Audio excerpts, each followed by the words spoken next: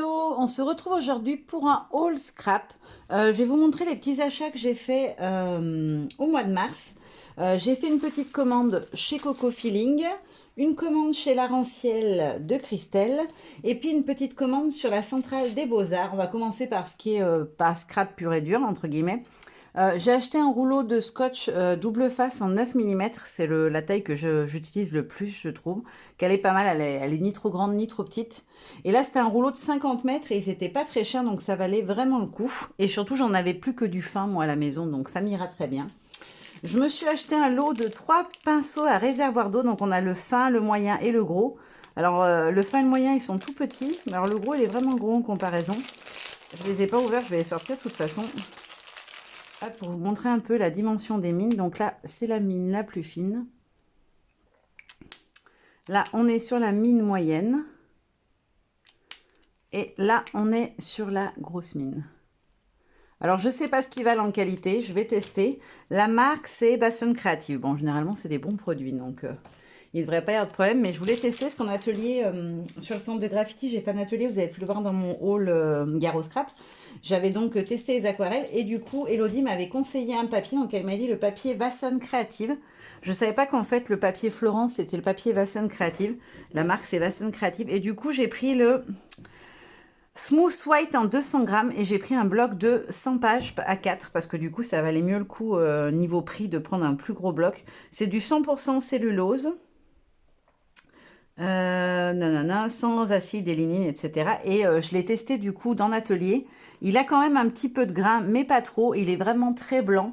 Donc je vais le tester parce que du coup elle m'avait fait remarquer, Elodie, que si j'ai des problèmes pour faire des jolis dégradés d'aquarelle, c'est parce que mon papier n'était pas adapté. Donc je vais tester avec celui-ci. Je ferai mes tamponnages dessus dorénavant. Puis voilà, je vous ferai des petits retours sur des prochains tutos ou dans quelques semaines en tout cas pour vous dire ce que j'en pense. Je me suis acheté de la texture paste opaque mat de chez Distress. Enfin Ranger, la marque des Distress. J'hésitais, je voulais prendre une pâte de texture qui soit bien. J'ai hésité longuement avant de choisir parce que j'en avais déjà testé une ou deux et à chaque fois elles étaient archi liquides, je trouvais. Et j'étais pas du tout, il n'y a pas d'ouverture facile là-dessus. C'est pas très pratique, je trouve, du coup. Et du coup, j'ai regardé le comparatif que Lydie elle a fait sur la chaîne de la Fée du Scrap. Et du coup, j'ai vu que celle-ci, elle faisait vraiment blanc sur le blanc. Je m'entends. En fait, certaines pâtes de structure, elles font un peu jaune, je trouve, une fois posées sur du blanc. Celle-là, elle faisait vraiment blanc. Et puis, elle avait une texture qui avait l'air sympa, ni trop dure, ni trop épaisse. Donc, je vais tester, pareil, je vous dirai ce que j'en pense. Je voulais absolument pouvoir en mettre de temps en temps quand j'en ai envie, donc je testerai ça.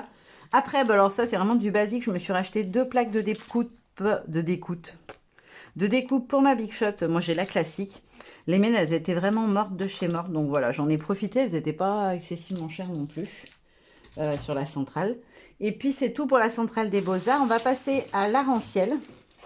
Donc, Laurentiel, le nom, il est juste là, de la boutique. Voilà, Laurentiel de Christelle. Et de toute façon, je vous mettrai le lien en barre d'infos. Je vous mets toujours les liens. Donc, j'ai craqué sur sa nouvelle collection et j'ai pris 2 planches. Donc, celle-ci qui s'appelle la Stylée. Donc, on a le contour du personnage et on peut venir lui rajouter des lunettes, des bouches différentes, des yeux différents, même une moustache. Et puis, des petits éléments de déco autour ou dessus. Hein, si on a envie, on peut lui mettre un petit appareil comme une pince ou un petit diamant. Enfin, on fait ce qu'on veut. Elle s'appelle donc la Stylée, celle-ci. Et après, j'ai pris la photographe. Dès que j'avais vu ses premiers spoils, quand elle a commencé à la montrer, je l'ai trouvée magnifique. Donc, vous avez pareil le corps avec le visage. Et vous pouvez venir lui mettre toutes les coiffures qu'on trouve ici. Les petits éléments de déco aussi pour ajouter des petits nœuds ou ce genre de choses. Et je trouve qu'elle est juste trop belle de visage. Et elle avait fait plein de petits exemples. L'autre fois, elle lui a même transformé les cheveux en buisson, en mettant que des feuilles et des feuillages qui partaient de sa tête. Franchement, on peut faire des super compositions et je les trouve vraiment très belles, ces 2 planches. Voilà, le fait de pouvoir créer son personnage, je trouve ça vraiment sympa et ça change un peu de ce qu'on a habituellement où le personnage est tout fait. Où du coup, son expression est figée. Et puis après, donc j'ai fait un petit craquage chez Coco Feeling. Voilà, la marque, elle est là. J'avais déjà fait un craquage il y a quelques temps. J'avais même filmé, puis après, j'ai pas pensé à vous le montrer. Je voulais tester. Ah, j'en ai mis de partout. J'ai oublié que dans les 2 petites secondes, je ramasse ma bêtise. En fait, chez Coco Feeling, on a des tout petits confettis comme ça à l'intérieur du packaging. Et j'ai complètement zappé quand j'ai ouvert. Alors en fait, à l'intérieur du paquet, on a des des tout petits confettis comme ça. Alors c'est super joli. Par contre, si vous ouvrez comme moi, comme une sauvage, et ben du coup, vous en mettez de partout. Hop, le papier de soie, comme il est teinté, je ne le garde pas. Et je vous montre tout ça. Donc c'est sa nouvelle collection qui s'appelle... Est-ce qu'il y a le nom de la collection? Non, je ne sais plus le nom de la collection. Mince. Il n'y a que le nom de la planche. Bon, bah, vous. Si vous allez faire un tour sur le site, vous la trouverez. De toute façon, je vous remettrai en barre d'infos. Donc, la première planche que j'ai choisie, c'est celle-ci. C'est un mini format. Donc, on a des boutons, le atelier fabrique de bonheur, la petite esperluette et le petit bonhomme en bois. Voilà, le petit bonhomme au cédar avec sa petite bobine de couturière. Et donc, il s'appelle Bobine. Vous voyez, j'ai des petits sequins qui sont même glissés dans le packaging des tampons. Ensuite, j'en ai pris 3 en format A6, format standard. Je suis tombée amoureuse en fait de la pellicule. Le nous, je le trouve trop beau. La colombe, pareil, elle est magnifique. On a un petit feuillage bien fin, des jolies fleurs. Aimer et créer passe par le même chemin. Mon cœur s'envole. Au départ, il y a à l'amour et passionnément. Franchement, il est magnifique ce tampon. Et il s'appelle Mon cœur s'envole. Après, j'ai pris celle-ci. Alors, j'avoue, j'ai craqué direct sur l'empiècement de cadre. Là, je le trouve trop beau. La palette avec les fleurs et feuillages, la superbe horloge et le petit bonhomme au cédar qui est trop chou. Et en texte, on a Il est l'heure de rêver, modèle extra, love story, l'amour et l'aquarelle du cœur, création parfaite, toi, portrait de et famille. Portrait de toi, portrait de création parfaite ou portrait de famille, du coup. Voilà, après, on peut faire des petites compositions, c'est sympa. Et celle-ci s'appelle Création parfaite. Et la dernière qui s'appelle Notre histoire. Je la trouve sublime aussi. Le cadre avec le love, j'aime trop. Le grand cadre miroir, comme ça, il est trop beau. La petite étiquette comme ça qui se positionne. On peut positionner en dessus la photo, par exemple. Le petit fanion et les petits fleurs et feuillages et le petit médaillon, là, franchement, j'adore. Et on a le petit... Donc, on a notre histoire sur la grande étiquette. Vous, et ici, on a ma source d'inspiration. Franchement, ces planches, elles sont... Dites-moi ce que vous en pensez en commentaire, mais je trouve que chez Coco Feeling, les planches sont vraiment magnifiques. Elles sont hyper délicates. Donc voilà, c'était un petit craquage, mais j'avais envie de vous le partager.